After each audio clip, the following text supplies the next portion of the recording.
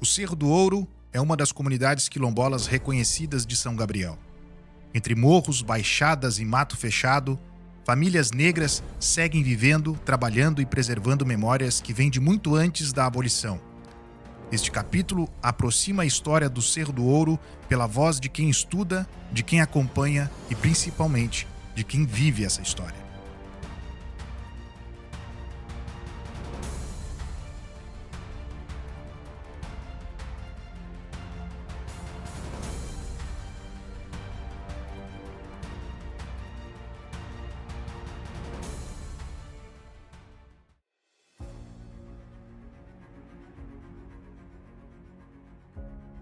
As comunidades quilombolas, elas surgem ainda no período do Brasil colonial, né? E depois com o avanço da história no Brasil do Império, que são locais alternativos.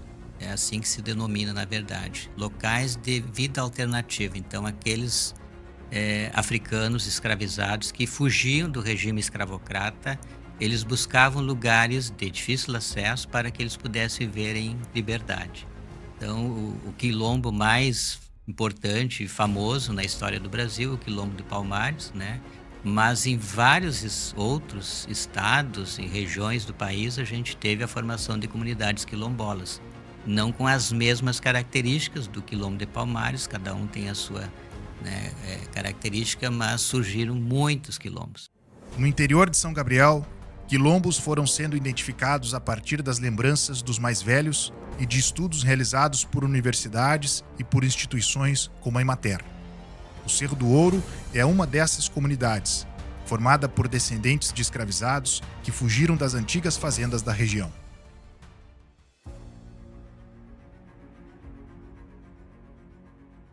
A segunda comunidade foi a do Cerro do Ouro.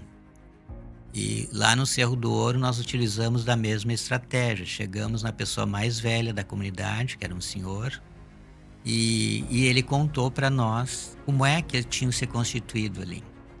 Então, a história do Cerro do Ouro já é um pouco diferente do Von Bock, né?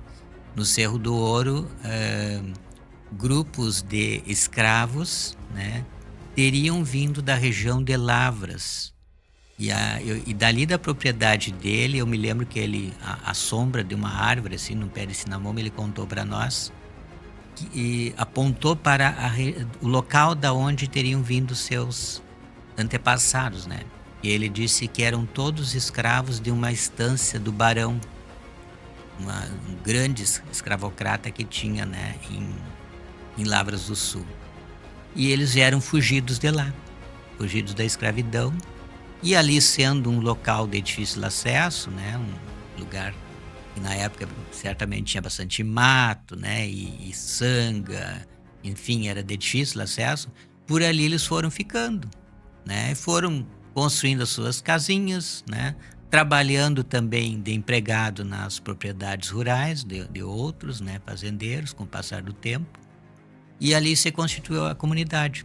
Mas eles não tinham, por exemplo, água tratada, eles não tinham luz elétrica, né? Então, a partir do estudo antropológico que foi feito também com a comunidade do Cerro do Ouro, se constatou que ali é uma comunidade remanescente de quilombo. Então, aqui eu vou falar sobre a questão do Cerro do Ouro, né? O que eles contaram, relataram, né? A origem dessas famílias são provenientes da Vila dos Corvos, Lavras do Sul. Comunidade negra, originada de uma deixa de campo para escravos. Essas famílias se refugiaram onde hoje é o Cerro do Ouro. Então, eles fugiram de Lavras do Sul, que é o Cerro do Ouro é próximo deles ali, né? E vieram para o Cerro do Ouro, né? Passaram a residir ali. Se tu conhecer lá, é uma região bem acidentada, né? Com morros, baixadas e muito mato. Talvez a gente fosse por isso, né? Que naquele período era fácil para se esconderem, né? Para não serem resgatados. A memória de como essas famílias chegaram até aqui passa de avós para netos. No Cerro do Ouro, as histórias misturam o Camaquã, Rincão dos Corvos, Minas de Ouro e o trabalho duro na terra.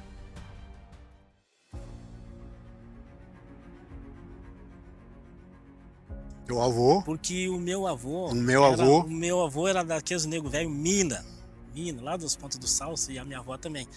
E a dos homens velho bem antigo. O avô morreu com 106 anos e a avó morreu com 99, não chegou a fechar o 100. Eu acho que foi por isso que eles procuraram nossa família aqui, que era dos mais antigos, sabe? Os velhos, mais velhos. Esses velhos que eram quilombo, que surgiu os quilombo aqui, vieram lá do Rincão dos Corvos. Lá. Que era lá do lado do meu avô. Lá. É.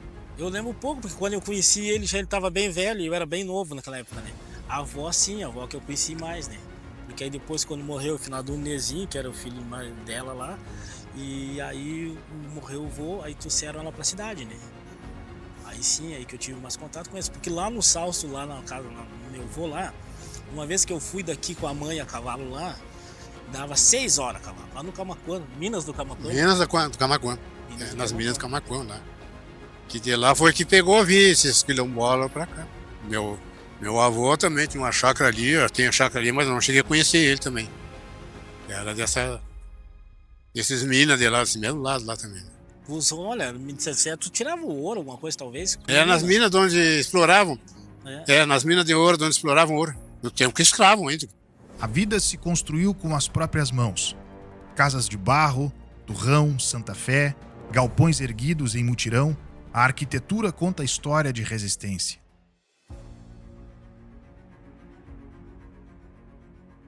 Trabalhava de campeiro, de tudo. Chacreiro, isso aí. Plantava as rocinhas, plantavam cercadinhos, rocinha, sacrinha. Alambrava, o que vinha pra fazer, a gente fazia pra gente poder ter o... Morando em casa de leiva, como diz, casa de Turrão, tapado com Santa Fé, com corda de sorro e tudo quanto era coisa, isso aí. Eu ainda ajudei aqui nessa casa aqui do final de Hugo aqui, ó. Quando eles fizeram, tu não trabalhou? Eles trabalharam, velho? Eu não conseguia agarrar um turrão pra carregar. Aí eu tocava os boi pra puxar os turrão pros homens velhos. Os turrões leiam assim, ó. Era só meu serviço. Fazer as paredes. Só meu serviço era carregar os turrão nos rastão de antigamente e trazer pra eles. Deixava um rastão carregado de turrão e levava o outro pra trazer os turrão. Pra fazer uma casa velha que caiu aqui do turrão ainda. Era o geral, mais ou menos por aqui que tinha. Eu já cheguei a me criar, nasci e me criei na volta aí em casa de torrão. De leiva, de torrão. Então, essas casas quando ficava velha, criava um limo por cima ali. Aí chuva calava de nada. Durante muito tempo, essas famílias tinham a posse de fato da terra, mas não a posse legal. O reconhecimento como remanescente de quilombo abriu portas para direitos e políticas públicas.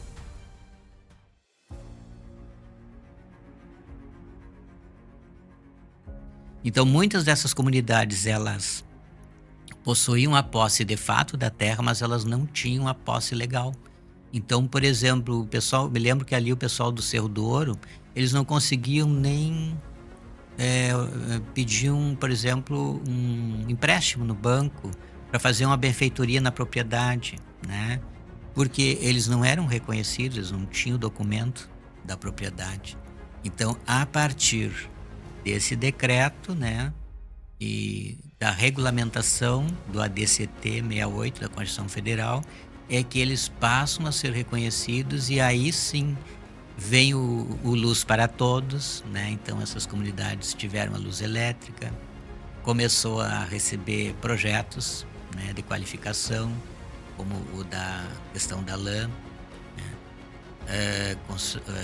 Construção de um forno, por exemplo, para uso e benfeitoria da comunidade. Eu me lembro que eles receberam abastecimento com gêneros alimentícios. E me lembro que veio também biblioteca, veio livros, né, com material bibliográfico para contar a história, né, do africano no Brasil e a contribuição do africano na história do Brasil. Vieram também computadores para as comunidades, para eles se organizarem, né, criarem as suas associações. Então, houve uma série de políticas públicas que passaram a ser implementadas a partir de 2001, com a regulamentação do ato das disposições condicionais transitórias. No Cerro do Ouro, a certificação permitiu que chegassem recursos específicos. A Emater acompanhou a aplicação desses investimentos em renda, moradia e produção de alimentos.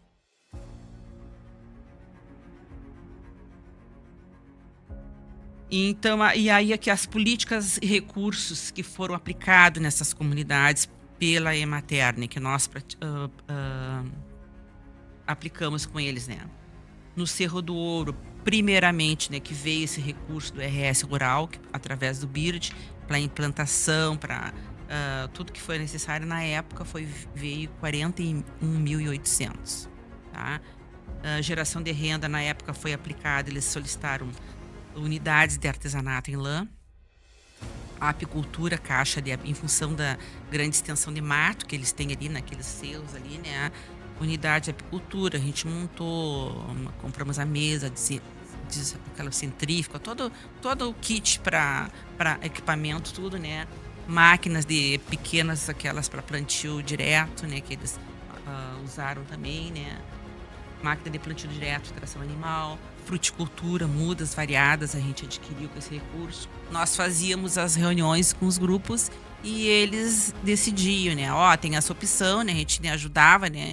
E aí eles definiam, né? A fruticultura, preparo do solo pela prefeitura, né? Que eles não tinham o trator, então a gente encaminhou para que agendamos um período para que vai ser na Calheira, vai ser no Vamboque, vai ser no Cerro do Ouro, lá em Cerro do Ouro, né? Então a gente organizou isso aí junto com eles. E também reforma de moradia. Aqueles que necessitavam desse recurso, a gente fez levantamento daqueles, né? Dividimos bem o recurso para máquina, para tudo, para contemplar todos, né? E graças a Deus tudo eles ficaram satisfeitos. Os investimentos não se limitaram à renda. Foram feitas reformas de moradia, preparo de solo e ações voltadas à segurança alimentar, sempre construídas em conjunto com a comunidade.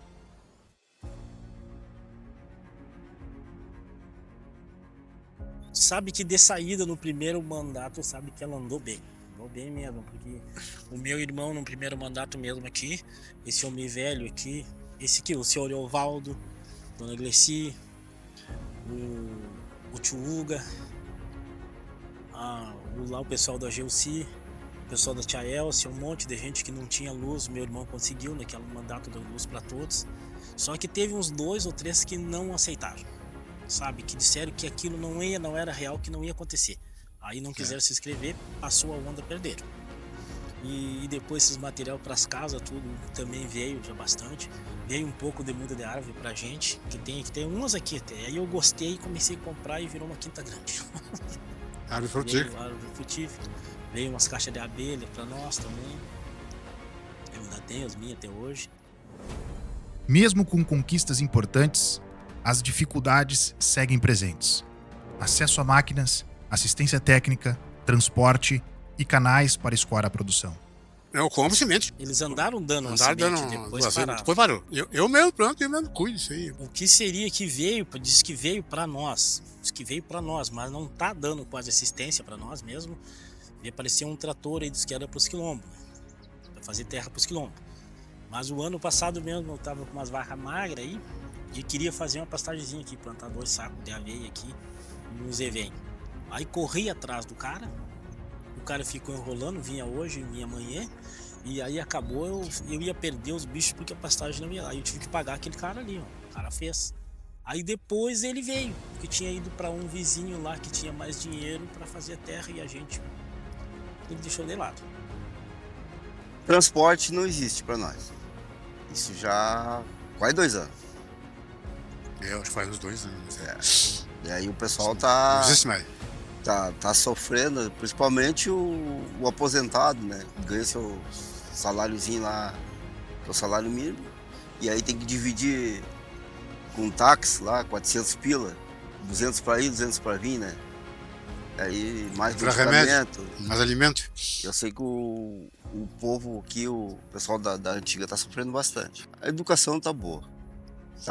Eu não tenho filho mais na escola, né? Nem aqui, nem coisa, mas pelo que eu vejo, o esforço dos professores... Pelo movimento que a gente vê, né? E o movimento que o pessoal fizeram aqui até agora há pouco aí, estão muito bem atendidos. Os ônibus funcionando bem para os colégios. Que ela atende o Cerro do Ouro, o Pasto Ivo, né? E Salso. as Pontas do Salso. Tem, a agente de saúde tem, mas ela custa vir porque não tem transporte, né? Agora mesmo já faz um bom tempo que ela não vem. Quando vem, dá uma mijaria de remédio e dá uma receita pra gente retirar remédio lá no Brandão. Não tem ônibus. Que uma vez eu até falei para eles, porque que existe na cidade um ônibus que atende o pessoal das comunidades, né? Principalmente, que eu acho assim muito que é muito massacrado aqui é a parte do dentista. Porque se tu olhar uma pessoa da classe pobre, né? Ou humilde, o melhor é humilde mesmo, que pobre todo mundo é, né? Humilde. Humilde. Só tu olhar a pessoa sorriu, tu já sabe que tá passando por dificuldade de atendimento. O dentista é muito caro.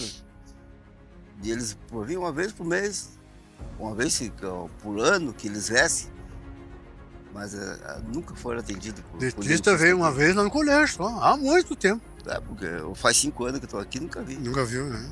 Aí é que Agora, tá. esse começo desse inverno, teve pedido de muda. Ela começou em maio, vai terminar dia 1º de maio, vai terminar dia 15 de maio. Tem que vir se inscrever, senão vai vencer. Se o pessoal não tem nem condições para ir na cidade comprar alimento, é difícil.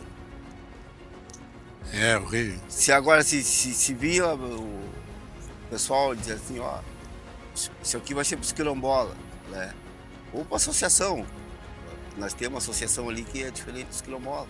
Sendo bem atendido, o pessoal dali são muito queridos, eles, qualquer um.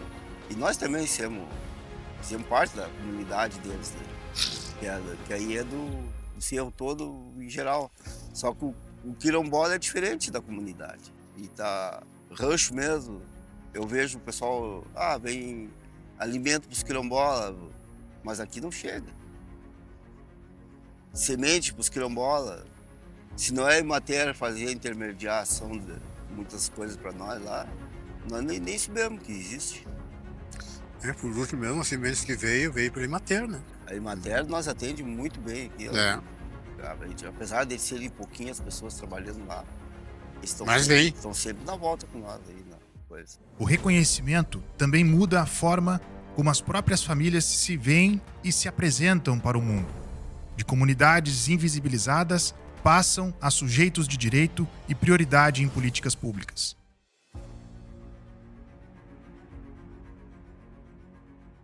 Olha, assim, eles são, assim, eu percebo, né, que eles eram famílias, comunidades que eram invisíveis, né? Às vezes chegavam até ele, às vezes não chegava, né? Algumas políticas. E hoje, pelo fato de ter esse reconhecimento, né, eles têm esse acesso, né, e têm esse reconhecimento. Então, eu acho que eles estão, assim, eu vejo eles empoderados. A Marisete, se tu observar, antes elas não falavam, né, eram se retrair, olhavam uma para outra, com quem é que vai falar. Então, hoje não, hoje ela pega o microfone e falam, né, das necessidades, do que foi bom, do que não foi bom, né, a visibilidade que eles estão tendo hoje como comunidades quilombolas. Então eu vejo isso muito positivo, né, para eles, né, que as coisas eram percebidas bem difícil, né, era difícil, né, tinha uma certa persistência por eles. A gente não tem visibilidade, é difícil as coisas, tudo difícil chegar para nós, pelas distâncias, né, pelos acessos. Isso tudo, né? E hoje não, hoje são públicos, esse reconhecimento, né? São públicos prioritários. Ao mesmo tempo em que políticas avançam, os quilombos ainda enfrentam racismo, falta de infraestrutura e o esvaziamento do campo. O Cerro do Ouro convive com esses desafios todos os dias.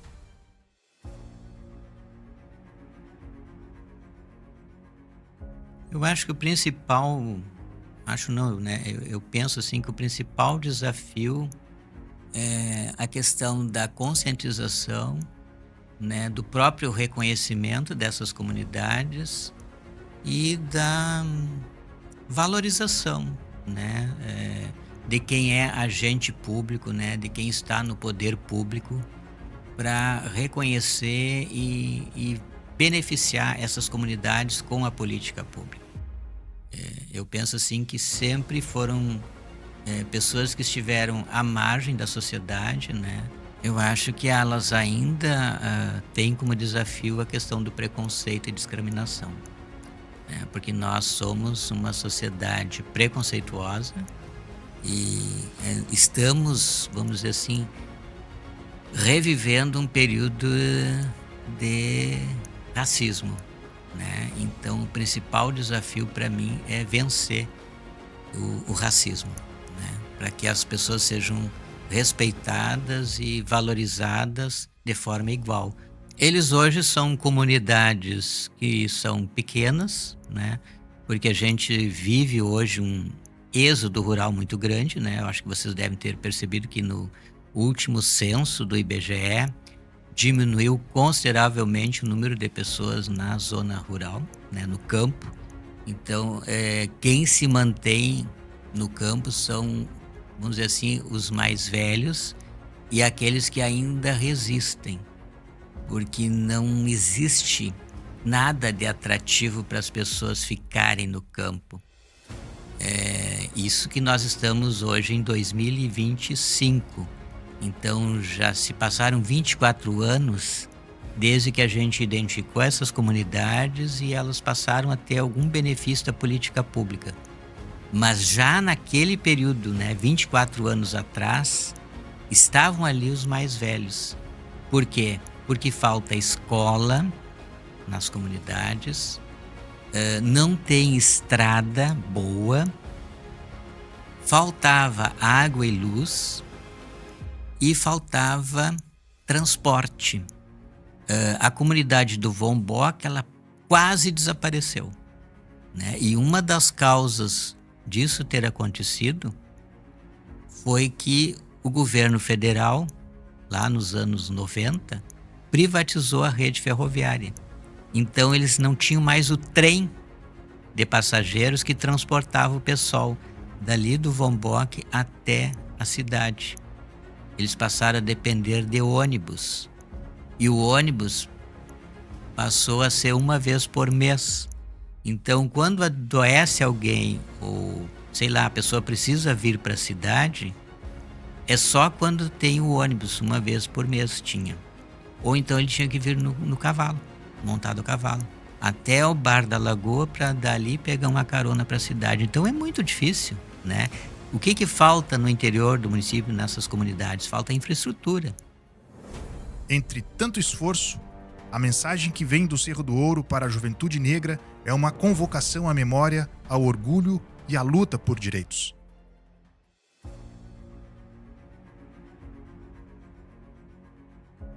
A comunidade, que hoje é a Nossa Senhora Conquistadora, foi os nego velho aqui que levantaram ela. Só com pedra, com coisa, foi o Marcelo, o Bonifácio, o José, Nestor, o Hugo, o Ariovaldo. Não me lembro qual é os outros. O Manuel Belefete, o seu Amâncio. Eles levantaram a comunidade lá. Tudo no braço, puxando de carreta, né? Naquele tempo lá, parece que não tinha nem trator lá. Não tinha. Aquilo ali Carreta foi só no braço deles. É a força de trabalho. E nada veio de mão beijada, dizer assim, isso aqui nós demos, isso aqui a gente ganhou. Tudo foi tudo feito por nós daqui. Jovem. Não desistir, se orgulhar do que eles são e da onde eles vêm. Porque na verdade nós como os negros, nós era para odiar as outras raças. Mas abracemos. A mensagem é se orgulhar, buscar do sofrimento, tirar força para vencer. Sim, na luta, né? O Cerro do Ouro segue de pé, entre morros, sangas e quintas cheias de vida. A história que começou na fuga da escravidão hoje se afirma em forma de comunidade, em quilombo reconhecido e de gente que segue transformando dor em resistência, memória em futuro.